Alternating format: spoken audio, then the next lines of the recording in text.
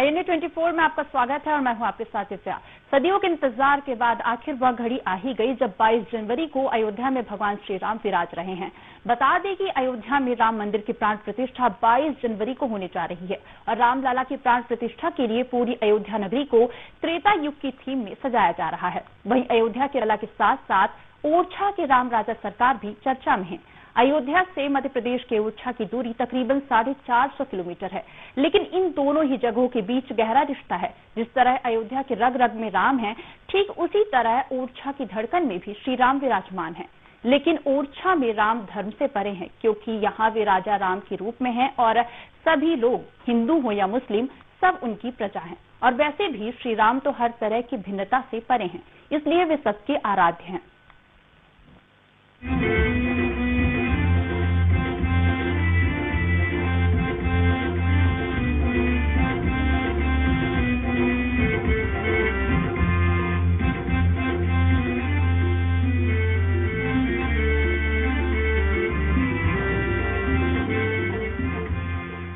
इस वक्त हम खड़े हैं राजा राम की नगरी ओरछा में।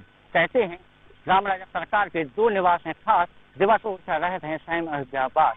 क्या है अयोध्या और ओरछा का नाता, हम बताएंगे आपको पूरी कहानी।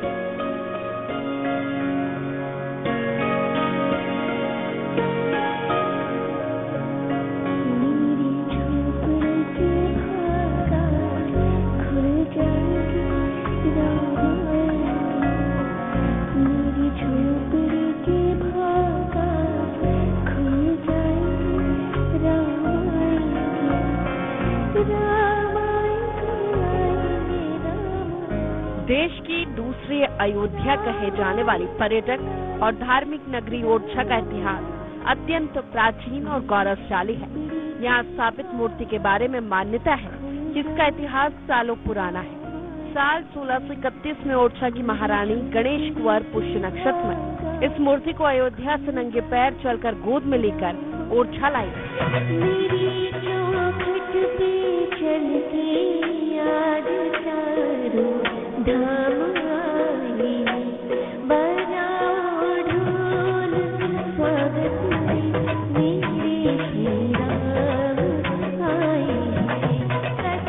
ओरछा नरेश मधुकर शाहजुदेव कृष्ण भक्त थे, जबकि उनकी रानी कुंवर गणेश राम भक्त थे। लोग बताते हैं कि दोनों के बीच अपने अपने आराध्य को लेकर विवाद हो गया था और राजा की चुनौती देने पर रानी ने राजा राम को अयोध्या से ओरछा लाने का संकल्प लिया। इसके बाद रानी अयोध्या पहुंची और श्री राम को पाने के लिए कठोर तपस्या की। तपस्या के बावजूद भी जब भगवान राम प्रकट नहीं हुए, तब रानी ने सरयू नदी में प्राण त्यागने के उद्देश्य से छलांग लगा दी। तभी राम की बाल रूप में सुंदर मूर्ति रानी की गोद में प्रकट हो गई। तभी रानी ने भगवान श्री राम से ओरछा चलने का आग्रह किया। रानी के साथ ओरछा आने के लिए भगवान श्री राम की 3 शर्तें थी। पहली, जिसमें पुष्य नक्षत्र में अयोध्या में गोद में लेकर चलने की बात कही, और दूसरी, बीच में कहीं भी रखे जाने पर फिर न उठने के लिए कहा। वहीं तीसरी और सबसे प्रमुख शर्त थी कि भगवान स्वयं ओरछा के राजा होंगे। महारानी कुंवर गणेश ने ये सारी शर्तें स्वीकार की और भगवान को गोद में लेकर ओरछा वापस आई।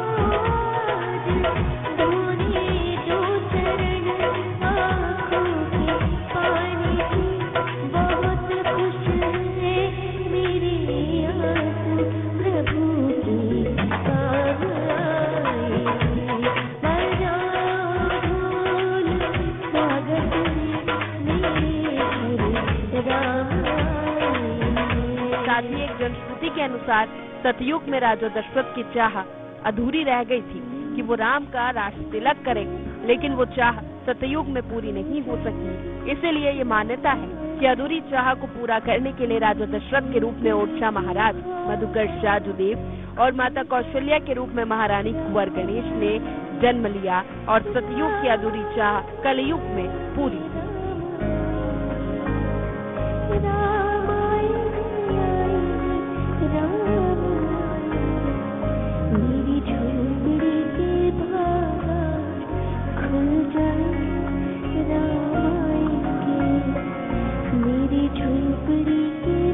ओरछा बुंदेलखंड की अयोध्या है और ऐसा माना जाता है कि 16वीं शताब्दी में जब यहाँ के राजा महाराजा मधुकर आए थे तो उनकी महारानी धर्मपत्नी कुंवर गणेश जी जो भक्तमती थी वो राम राजा को साक्षात अयोध्या में जाकर के उन्होंने तपस्या की और राम जी को साक्षात गोदी में लेकर के उन्होंने आकर के ओरछा राज सिंहासन पर बिठाया। इसलिए संत लोग कहते हैं कि बैठे जिनकी गोद में मोदमान विशेष और कौशल्या सानी हुई रानी कुंवर गणेश।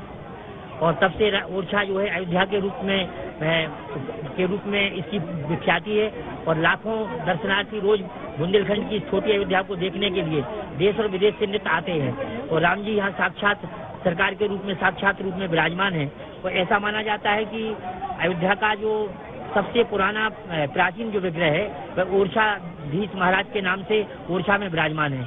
ओरछा का और अयोध्या का जो संबंध आपने पूछा है, ओरछा की स्थापना 16वीं शताब्दी में जो है यहाँ के जो महाराज थे मधुपुर शाह उनके द्वारा की गई है। और अयोध्या में भी जो अन्य मंदिर बने हुए हैं जैसे कनक भवन मंदिर जो वहाँ का प्रमुख मंदिर है उसकी स्थापना भी 16वीं शताब्दी में यहाँ के जो राजा थे सरप्रताप सिंह उनकी धर्मपत्नी जो है रुक्मणी देवी ने वहाँ पर जो है उसकी स्थापना की थी जिसे कनक भवन के नाम से जाना जाता है। और कनक भवन का जो ऐसा भी माना जाता है कि कनक भवन का जो विग्रह है वह ओरछा राम राजा मंदिर से मिलता जुलता है और ये दोनों मंदिर जो है ओरछा चिकमन नरेश के द्वारा ही बनवाए गए हैं। और ऐसा माना जाता है कि ओरछा में राम जी का निवास जो है दिन में माना जाता है और शयन राम जी अयोध्या करते हैं। इसलिए लोग यहाँ के संतजन कहते हैं कि सर्वव्यापक राम के 2 निवास हैं खास और दिवस ओरछा रहते हैं रहने अयोध्यावास।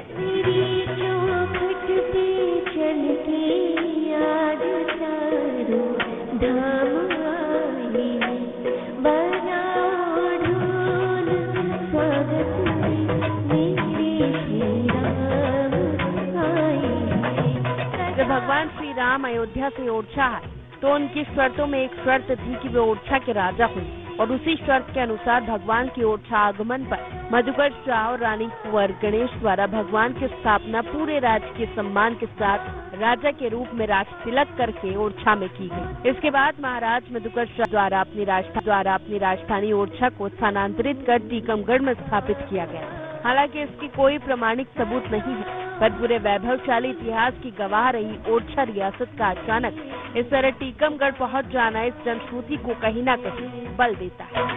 कौशल्या के समान यहाँ की ओरछा की महारानी रानी कुंवर गणेशी को बताया गया। माँ कौशल्या ने तो उन्हें जन्म दिया, लेकिन रानी के गोद में भगवान स्वयं प्रकट हुए हैं। ये कहानी शुरू होती है जब रानी यहाँ से राजा से शर्त के आधार पर जब अयोध्या पहुँचती हैं और एक हट करती हैं कि हमारी गोद में भगवान आपको आकर के ओरछा चलना पड़ेगा। उसी भावना के वशीभूत होकर के भगवान उनकी गोद में माँ सरयू के अंदर से प्रकट हुए और रानी उनको पुष्य नक्षत्र में यहाँ पर लेकर के आई।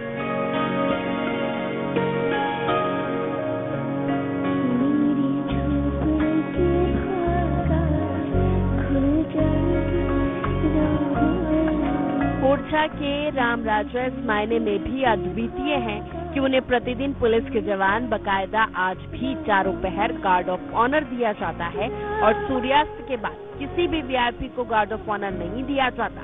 साथ ही स्थापित रीति रिवाज के बावजूद भगवान श्री राम को सूर्यास्त के बाद भी ओरछा में गार्ड ऑफ ऑनर दिया जाता है।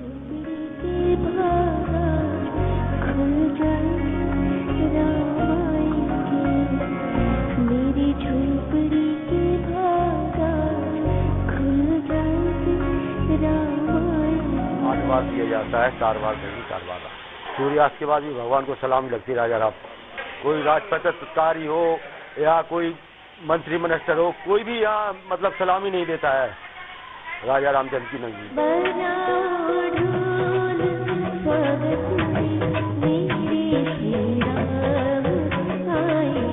राम राजा की ख्याति बुंदेलखंड के साथ साथ देश के हर कोने तक फैली हुई है। वहीं बुंदेलखंड की अयोध्या कही जाने वाली राम राजा की नगरी में श्रद्धालु अपनी मनोकामनाएं लेकर आते हैं और जिस तरह एक राजा अपनी प्रजा की फरियाद सुनता है वैसे ही श्रद्धालु अपनी मनोकामनाएं भगवान के सामने रखते हैं और उनकी मनोकामनाएं पूर्ण होती है। ऐसी आस्था और विश्वास लेकर राम भक्त राम राजा के दरबार में आते हैं और जिस तरह अयोध्या के लोगों को भगवान राम के मंदिर में प्राण प्रतिष्ठा का उत्साह है। अयोध्या में विशेष तैयारियां हमारे पूरे भारतवर्ष की ओर से की जा रही हैं राम भक्तों के द्वारा। वहीं ओरछा में भी अयोध्या से तैयारियां कम नहीं होगी, क्योंकि यहाँ पर राम जी राजा के रूप में विराजमान है और वहाँ पर अयोध्या में भगवान श्री राम ने जन्म लिया है। तो दोनों में कोई विशेष भेद नहीं है। अयोध्या और ओरछा में कोई भेद नहीं है, क्योंकि सर्वव्यापक राम के दो निवास हैं खास, दिवस ओरछा रहत हैं शयन अयोध्यावास।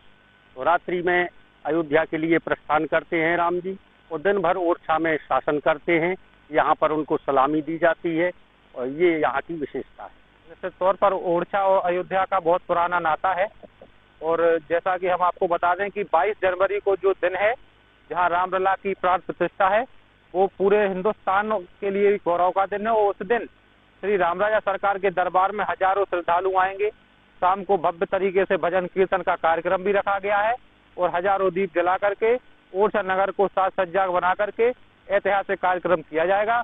और जो अयोध्या में स्थापना होने वाली है, निश्चित तौर पर पिछले कई वर्षों की तपस्या, त्याग और समर्पण का परिणाम है, ऐतिहासिक पल है, गौरव का पल है। अयोध्या के प्राण प्रतिष्ठा को देखते हुए हमारे ओरछा नगर में बहुत उत्साह और बहुत ही सुंदर अच्छा होने का काम हो रहा है। यहाँ दीप प्रज्वलन भी होना है।